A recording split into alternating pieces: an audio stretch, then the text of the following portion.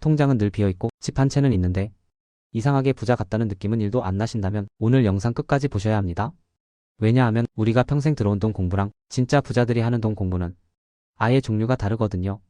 오늘은 여러분이 너무 잘 아시는 책 바로 부자 아빠 가난한 아빠를 그냥 요약이 아니라 스토리 개념, 정리 우리 같은 월급쟁이 현실 적용까지 한 번에 정리해서 진짜 내 인생에 써먹을 수 있게 풀어드릴게요. 두 명의 아빠 이야기부터. 이 책의 구조는 되게 단순합니다. 주인공 로버트 저자가 어릴 때부터 아빠가 2명 있었던 거예요. 가난한 아빠, 실제 친아빠, 박사학위, 공무원 교사 타입. 늘 이렇게 말합니다. 열심히 공부해서 좋은 직장 들어가라. 월급은 괜찮은데 평생 돈에 쫓기고 집은 있는데 늘 빠듯한 삶. 부자 아빠, 친구 마이크의 아빠, 중학교도 제대로 못 나왔지만 사업가. 돈을 위해 일하지 말고 돈이 너를 위해 일하게 만들어라. 자영업, 사업, 부동산, 투자에 강한 사람. 로버트는 이 두 사람 사이에서 완전히 다른 돈 교육을 동시에 듣습니다. 그래서 이 책은 사실 어떻게 살아야 진짜 부자가 되는지를 두 아빠의 삶을 비교하면서 배우는 이야기라고 보시면 돼요. 1. 부자는 돈을 위해 일하지 않는다. 책 1장은 9살 로버트 이야기로 시작해요. 어느 날 로버트랑 친구 마이크가 부자 친구네 해변 집에 초대를 못 받습니다. 우린 왜 거기 못 가지? 우린 왜 가난하지? 하고 충격을 받죠. 그래서 친아빠에게 묻습니다. 아빠 돈 많이 벌려면 어떻게 해야 돼? 가난한 아빠의 대답은 늘 똑같아요. 더 공부하고 더 좋은 직장에 가야지. 근데 이게 너무 막연한 거예요. 그래서 둘이 결심합니다. 야, 마이크 아빠한테 가서 진짜 돈 공부를 배우자. 1부자 아빠의 이상한 제안. 부자 아빠가 이렇게 말합니다. 학교에서는 안 가르쳐준다. 나한테 와서 직접 일하면서 배우겠다고 하면 내가 가르쳐주겠다. 그래서 애들 둘을 자기 슈퍼에 보내요. 토요일마다 3시간씩. 깡통 통조림 먼지 털기. 시급은 10센트 진짜 푼돈. 3주가 지나니까 로버트가 빡칩니다. 이건 거의 노예 아니냐? 이렇게 일해서 뭐가 남냐? 그만둘래요. 그래서 부자 아빠를 찾아가서 화를 내요. 약속도 안 지키고 돈도 너무 적고 사람을 부려먹기만 한다. 그때부터 진짜 레슨이 시작됩니다. 이지 경주렛 레이스라는 함정. 부자 아빠가 이렇게 말합니다. 대부분 사람은 평생 이렇게 살다가 늙어 죽는다. 일을 미워하면서도 월급 때문에 직장을 못 떠난다. 우리 마음속에는 항상 두 감정이 있어요. 월급이 끊길까봐 두려운 피어. 월급이 들어오면 이걸로 뭐 사지? 하는 욕심 그리드. 이 두 감정 사이에서 평생 흔들리는 걸 키요사키는 지 경주렛 레이스라고 부릅니다. 상값 있는 인간 vs 값 없는 인간. 부자 아빠가 아이들을 일부러 시험해요. 그래, 그럼 시급 25센트 줄까? $1 줄까? $2? 마지막이다. $5? 9살짜리한테 시급 $5면 말도 안 되는 돈이죠. 근데 둘은 끝까지 안 받겠다고 버팁니다. 그걸 보고 부자 아빠가 이렇게 말해요. 됐다. 너희 둘은 값이 없는 인간이라서 좋구나. 여기서 말하는 값이 없다는 건 돈으로 사람을 살 수 없다는 뜻이에요. 대부분 사람은 값이 있다. 얼마만 주면 내 시간, 내 인생을 판다. 그런데 진짜 부자 마인드는 나를 돈으로 못 산다 해서 출발한다는 거죠. 만화책 도서관 첫 번째 시스템. 그 뒤에 중요한 장면이 하나 더 나옵니다. 아이들이 슈퍼에서 버려지는 만화책 더미를 보고 아이디어를 냅니다. 이거 모아서 우리만 보지 말고 그냥 만화 도서관 만들어서 애들한테 입장료 받자. 그래서 실제로 이렇게 해요. 동네 애들한테 입장료 10센트. 이 시간 동안 마음껏 만화책 보기. 본인들은 거기 앉아서 지켜보기만 하고 주당 $9.5 정도 수입이 생김. 여기서 애들이 처음 깨달은 게 이겁니다. 아, 내가 손으로 일할 때만 돈을 버는 게 아니구나. 시스템을 만들면 내가 없어도 돈이 들어오는구나. 이게 바로 돈을 위해 일하지 말고 돈이 너를 위해 일하게 만들어라. 라는 문장의 실제 예시예요. 왜 재무지식돈 공부가 중요한가? 부자 아빠가 알려주는 공식은 엄청 단순합니다. 자산 에셋 내 주머니에 돈을 넣어주는 것. 부채 라이어빌리티 내 주머니에서 돈을 빼가는 것. 끝. 진짜로 이게 다예요. 근데 문제는 뭐냐면 우리가 이걸 완전히 거꾸로 배웠다는 거죠. 집, 차, 큰 아파트, 명품 이런 걸 자동으로 자산이라고 착각합니다. 그런데 실제로는 대출, 이자, 관리비, 세금, 보험료, 유지비 매달 우리 통장에서 돈이 빠져나가죠. 키요사키는 그래서 이렇게 말해요. 현금 흐름 기준으로 봤을 때 내 통장에 돈을 넣어주면 자산, 빼가면 부채다. 우리 현실에 대입해보면 월급쟁이인 우리 입장에서 생각해보면 본인 거주용 아파트 가치가 오를 수는 있지만 매달 돈이 들어오는 건 아니죠. 현금 흐름 관점에서는 부채 쪽에 가깝다. 반대로 전세 끼고 사놓은 소형 아파트에서 매달 월세가 들어온다. 그건 명확하게 자산. 그리고 부자의 정의도 이렇게 바꿔버립니다. 내가 일을 안 해도 내 자산에서 나오는 현금이 매달 생활비를 커버하는 상태. 이 지점이 되면 월급이 0이어도 완전히 망한 게 아니라 오히려 자유에 가까운 상태가 되는 거죠. 3. 당신의 진짜 사업은 따로 있다. 사람들이 What's your business? 라고 물으면 우린 이렇게 대답하죠. 저 은행원이에요. 저 병원에서 일해요. 저 공무원이에요. 이건 사실 직업자부이지 키요사키가 말하는 사업 비즈너스이 아닙니다. 키요사키가 말하는 당신의 사업은 이거예요. 내가 일하지 않아도 돈을 벌어다 주는 자산들의 묶음. 그래서 메시지가 되게 현실적이에요. 지금 당장 직장을 때려치우라는 말이 아니다. 낮에는 남의 사업회사, 병원, 관공서를 도와주고 퇴근 후에는 내 사업 자산 시스템을 키워라. 자산이 될 수 있는 것들. 부자 아빠가 말한 대표적인 자산들. 내가 없어도 돌아가는 사업. 주식 채권, 수익형 부동산, 저작권 특허 콘텐츠 수익책, 음악, 유튜브, 강의 등. 우리 같은 월급쟁이한테 중요한 포인트는 딱 하나예요. 월급으로만 평생 갈 생각을 하지 말고 월급을 자산칸으로 옮겨라. 퇴근하고 넷플릭스, 유튜브만 보던 이 시간을 조금만 떼어서 내 유튜브 채널, 내 부업, 내 첫 번째 수익형 자산, 이걸 만드는 쪽으로 쓰자는 거죠. 4.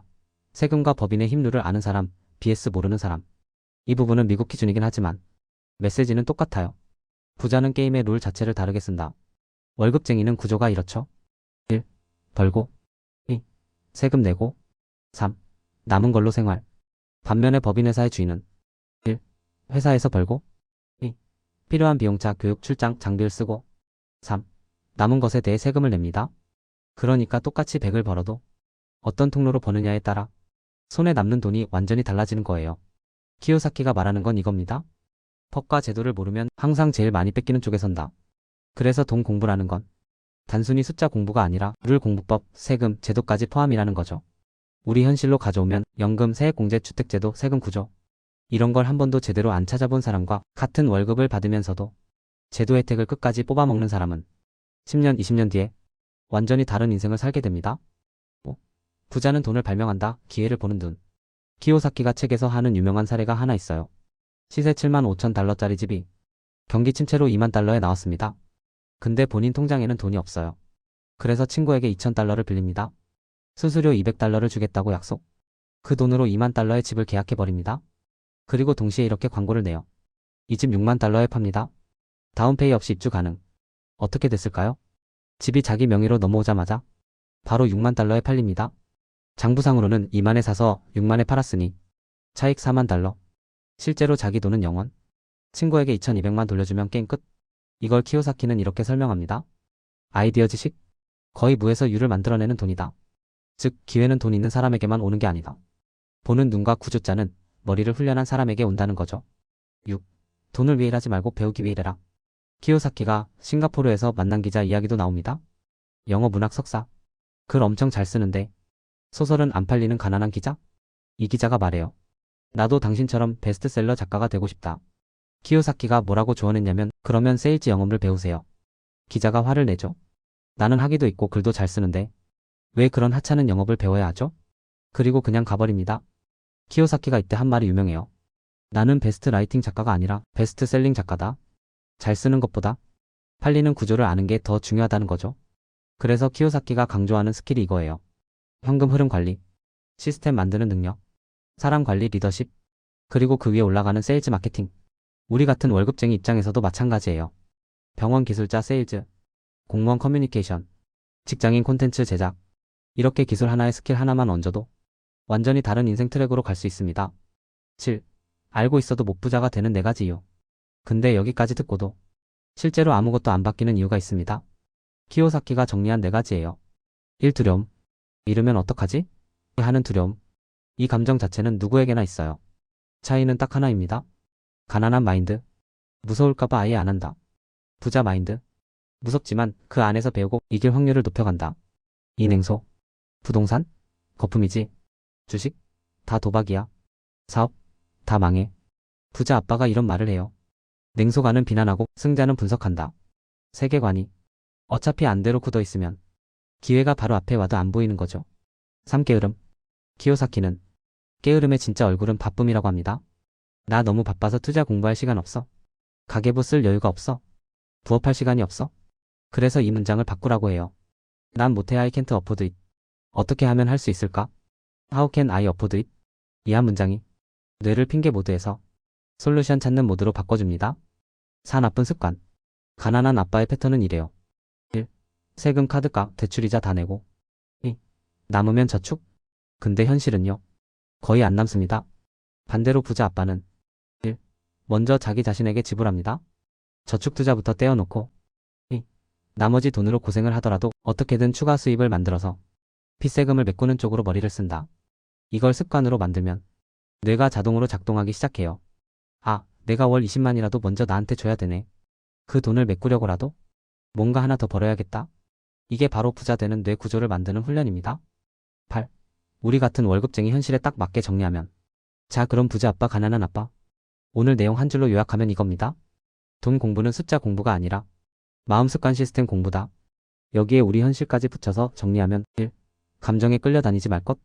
두려움, 욕심이 시키는 대로만 살면 평생질 경주에서 못 벗어납니다. 2. 자산과 부채를 다르게 볼 것. 내 통장에 돈을 넣어주는 것만 자산이라고 인정해보세요. 3. 월급을 내 사업으로 옮길 것. 퇴근 후 12시간은 넷플릭스 말고 내 자산 부업 콘텐츠 공부에 쓰기. 4. 스킬을 하나씩 붙일 것.